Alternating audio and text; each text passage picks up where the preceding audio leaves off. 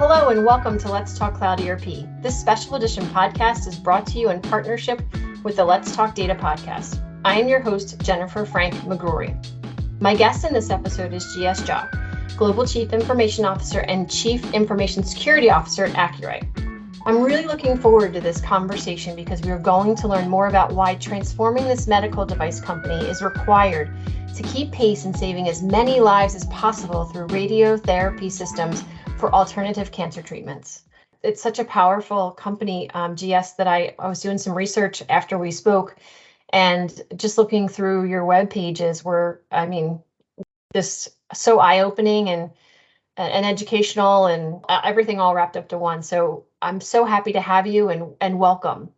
Thank you, Jennifer. I appreciate the opportunity to speak with you. Can you tell me a little bit more? I again, just did a little tip tapping on Google search. Can you tell me a little bit more about Accuray and then a little bit more about your role in the company as the Chief Information Officer and Security Officer at Accuray?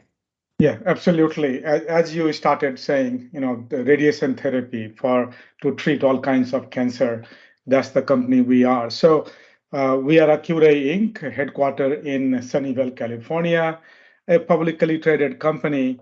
And because of the nature of healthcare science and medical device, we are a highly regulated company in US as well as outside of US. We have many offices in US, mainly manufacturing in Madison, as well as office in Europe, India, China, Hong Kong, in Tokyo. We have about 1,100 full-time employees and about 100 contractors. And in many countries outside of US and Canada, we work through a global distributors network. And in US and Canada, we have our direct sales force. And then tell me a little bit more about the medical devices that help with these cancer treatments. Yeah, so the medical device is a very big, broader field. There are all kinds of devices. We specialize in real-time radiation therapy, where it is less invasive. The bad tumors are targeted and killed using precision radiotherapy using our systems, and patients are able to come, get treated, and go back after the treatment. Treatment generally lasts 20 to 40 minutes, depending upon the type of cancers and so on. As you can imagine, this is a very science-driven, R&D focused field. So innovation is everything in this field of life science. And that's what drives our company, our scientists, and specifically me. That's the reason I came here, because I get to be a doctor without being a doctor. That has been my passion from the beginning, childhood. What I found that was most fascinating when we spoke a couple of weeks ago is that I'm going to quote you. You said, "We are in the business of medical devices, but ultimately we are in the business of saving lives.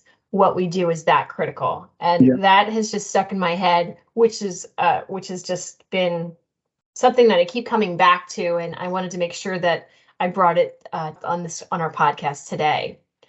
Can you expand upon that a little bit? Ultimately, it's unfortunate, and my family members have been victim of this disease called cancer, and it's still the fastest growing maximum number of death caused by cancer. And in many, many cases, we are the last hope for the patient and for the family. And that's the passion, that's the reason we are in this line of business, to be that last hope, to be that last point of care where if nothing worked, our system can help. That's amazing. What you're doing is so important. And now let's get back to some more tactical pieces and talk about your role as a global CIO and global security officer. Can you just give us a quick history on you? Yeah, so I have a dual role at this company. Let's just start with global chief information officer first, followed by global chief security information, because they complement each other, and it allows me to have a broader visibility into what we do internally as well as externally with our customers. So focusing on my internal role, which is of Global Chief Information Officer, I see my role as to enable our business to be more agile, be more innovative, and increase the velocity of doing business, and provide systems and processes in a way that it makes us nimble and agile. We live in a very dynamic environment. Things are changing every day, very competitive, global company, regulatory oversight and compliance. We have to have a very agile systems and processes to be able to quickly adapt to this changing landscape, as well as with the technology, right? Nothing is stand still. It's changing every single day. So that's how I look at information system within Accuray. Cost of doing business as well as velocity of doing business. Very, very important. On the other hand, as a global chief security and information officer, right now, if you look at more than anybody else, including CIO, everybody is worried about cybersecurity. Who is not? Big, And, big topic. and you hear about this every day. Not only businesses, but individuals are getting hurt. They are losing bank balance. They are getting robbed. And in cybersecurity world, there isn't any boundary. You don't even know who robbed you, and whom do you take to court, and whom do you fight with, Right. So there are a lot of things that are so virtual, not very well defined. And if you become victim of it, you're helpless. There's nothing you can do. So business is no different. We get attacked from all over the world, bad actors from outside of US. The name of the game is be proactive. Have your defense mechanism proactively in place and test them, so that you don't leave any obvious loopholes for actors to take advantage, right? It's more important in medical device because we have 1,000+ customer base where we put big systems on the network. And any compromise to our network will compromise our customers, as well as it will bring down the systems where poor patients who come to us as a last hope, they may not get treatment because system is not available. So I feel so honored to have both the roles in a company like Accuray, to be able to make a big difference internally as well as externally. Right. And you chose SAP S/4HANA Cloud as your core system. So can you talk a little bit more about your journey to selecting SAP S/4HANA? Yeah, so about 2 years ago when I joined Accuray, I had known Accuray for some time. And after joining, a few months in my role, the board of directors and executive leadership wanted me to initiate digital transformation project, of which ERP is a big base. And when I was trying to get my arms around the scoping, part of the discovery, just to educate myself, the magnitude of and the size of the complexity of what the new ERP would be, I struggled so much. I tried to look at our processes at very high level, end to end, and I was drawing a lot of boxes, process flow diagram. I could not connect all the arrows and dotted lines. And well, especially if you have a lot of information in people's heads, right? yeah, so like you said, some boxes would have systems name, the software name. Some boxes would have the spreadsheet name. Some boxes would have a manual steps. Some boxes would have a teammate's name who performed those tasks. I mean, how do you really connect the dots and arrows? And in many cases, arrow pointed to itself, and then my head is spinning. Why is that happening? So that's the environment I found myself in. Disparate systems at their height, correct? That's correct, right? And a system could mean a person. Yeah, system is a person. That's correct. And we basically had too many sources of truth and a different version of truth, right? Mm-hmm. As we embarked on this journey, we were looking at a couple of SAP's competitors as well. But our goal from the get-go was, look, other than radiotherapy innovation, Most of the other things, accounting, manufacturing, compliance, these are pretty standard, right? We do pretty much everything that any other companies do in life science. So we were looking for out of the box best practice system. And we looked at multiple systems. SAP came very, very close to giving us almost best practice out of the box that we wanted to achieve. And after multiple demos and questionnaires back and forth, RFP and RFI, we decided to go with S/4HANA for our ERP platform of choice. Amazing.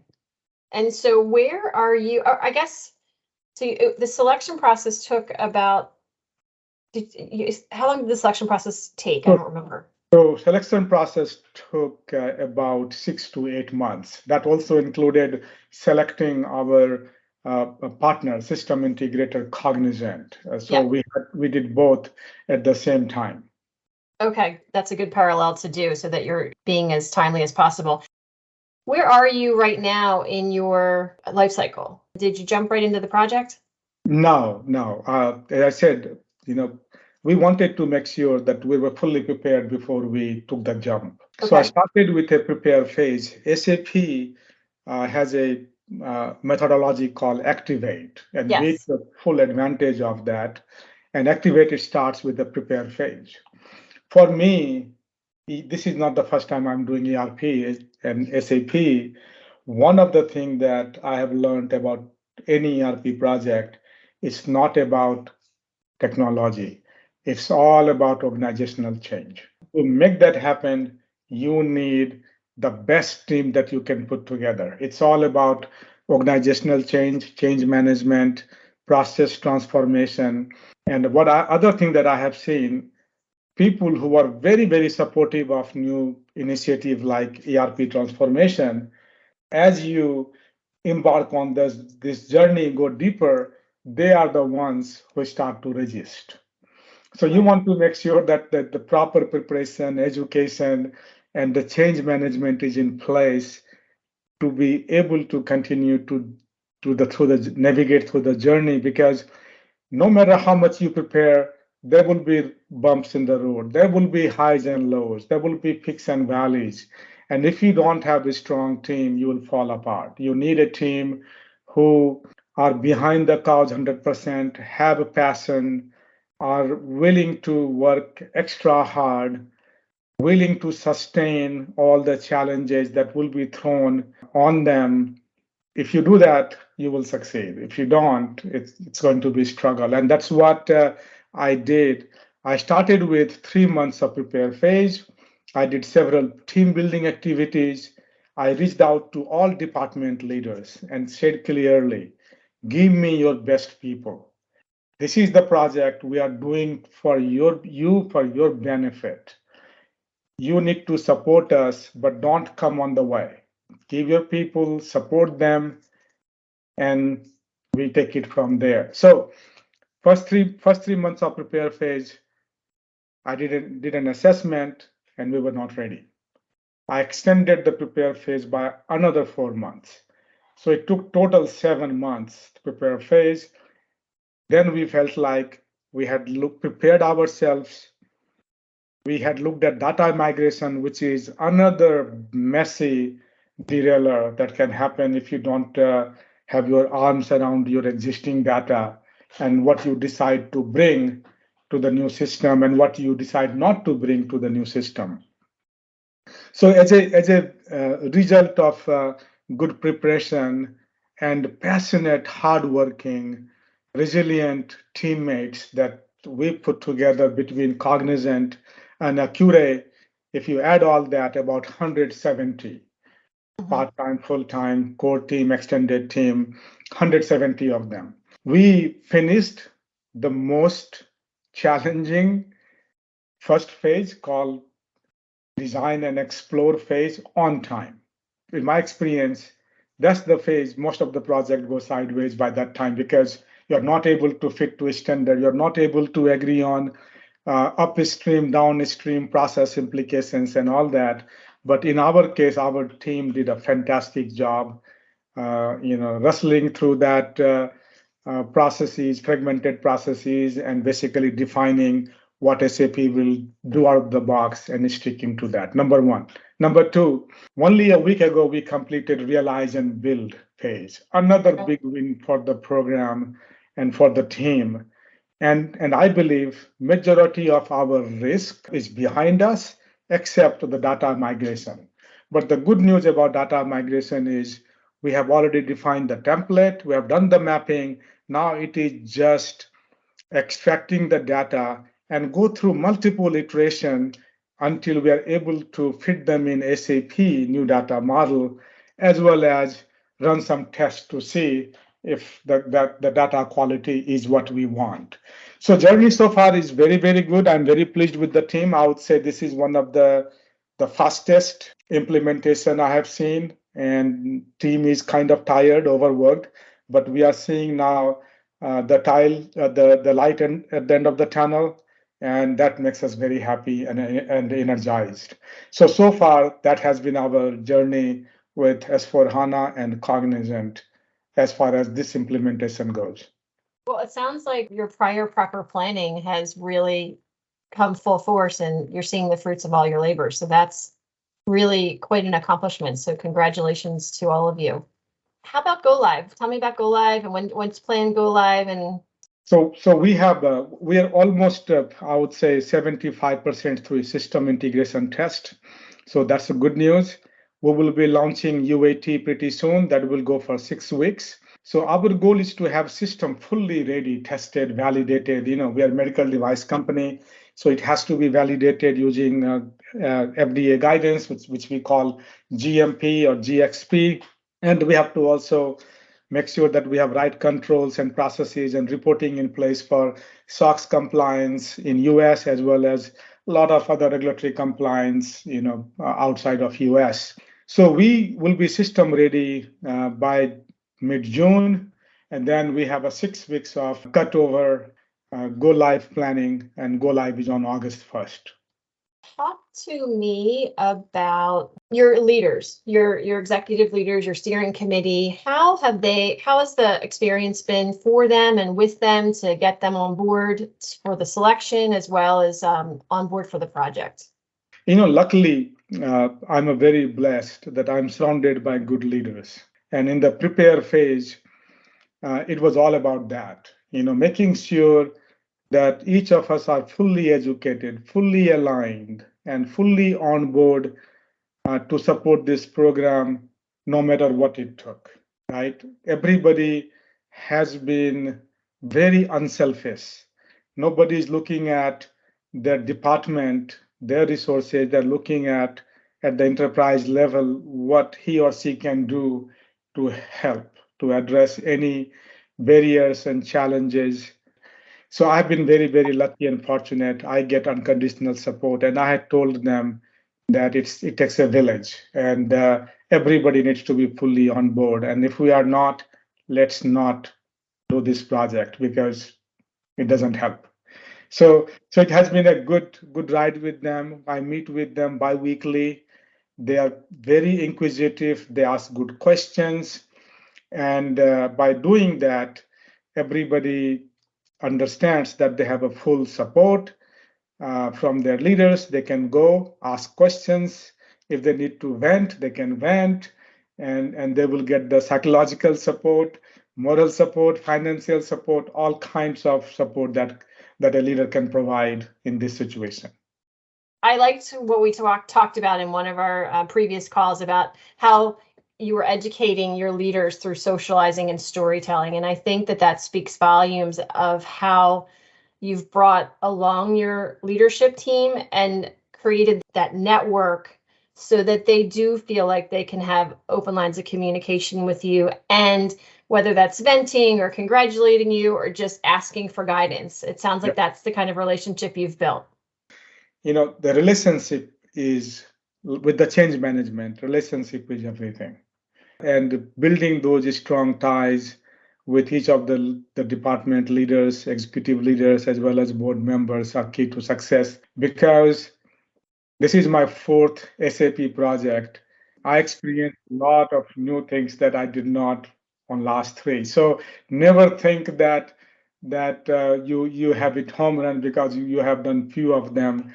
Every single project like this one brings a new set of challenges depending upon which organization you are with. And if I didn't have their support, I would be struggling. I'm sure, especially because you're not a giant company. You're a mid-market organization that really does need all hands on deck Yeah, to everyone needs to be in the boat and steering it's rowing in the right direction or the same direction, right? yeah. What's next for Accuray? So you're going to go live at the end of the summer, it looks like. I loved what you talked about with respect to how you dropped right in change management from the get-go to get the change management process rolling, user adoption from a team perspective Yeah. on board. And it sounds like you're in flight to have a really successful adoption once you go live, which is so amazing. What's after that? Are Yeah. you looking that forward or that far forward? Yes, yeah. I think this is just the beginning. ERP is something you never stop doing. Yeah, of course, there's a major foundation building that happens in the beginning, but after that, once you do it right, you have this strong digital, secure, and scalable foundation that you keep building upon. The business is changing every day. As a result, our needs are changing, and because of those, our processes are changing. So it's going to be never stand still. So, but specifically next 2-3 years, we have a well-defined journey. For example, in the first phase that we are doing, that we will go live by August 1st, we are implementing enterprise module, a package, right? Which has a lot to begin with. We didn't want to bite too much. Mhm. I think the goal was to get the enterprise foundation in place, which already will do way more than our current ERP system does. It will give us a lot of efficiency, productivity, and a lot more insights through data analytics and reporting. That's a good foundation to build. So our next thing is going to be big thing is going to be warehouse management, the barcoding. After that, we will get into supplier portal, Ariba, and to integrate our suppliers. We work with the distributor network. In 50% of our revenue comes from that. So integrating them further in our ecosystems to have a better insight and partnership. So journey will continue for next 2 to 3 years, and we are very excited. I'm very excited that after August 1st, we will have that foundation. We can dream it, we can build it, and we can achieve it. So let's talk about accomplishments, and I'm gonna steal your thunder for one of these accomplishments because I'm very proud to share this. You already know it, obviously, because it's one of your accomplishments. But one of your accomplishments that you shared with me is that you took your obsolete processes to a 96% fit to standard within your system that you're building or that you're getting ready to test. Yep. That's amazing. That's huge. Yeah. I was not that expecting that either. What I was expecting that I'm going to get a lot of change requests from the PMO team to deviate from best practice and customize it. So team pleasantly surprised me. The only customization we have in that 4% is integration with 12 systems. you know every system is different. Salesforce, service, agile. There isn't a single template that you can copy paste. That's the nature of the integration. So we had to do that. There are some custom reports that we develop because the nature of our business, for audits and all that. So that those were another few customizations, and then few other form related customizations we had, because if you look at our systems, robots, they are big, complex. It has so many parts and materials, and those are very expensive. And we have a customers globally, and we also service them.